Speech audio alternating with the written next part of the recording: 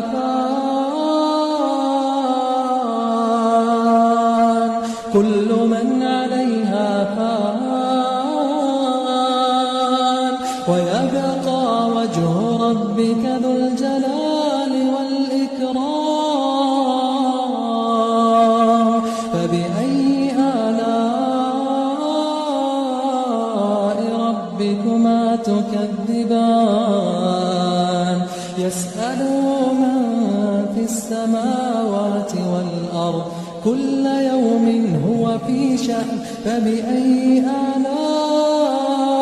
آلاء ربكما تكذبان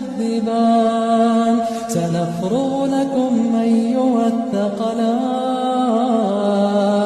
فبأي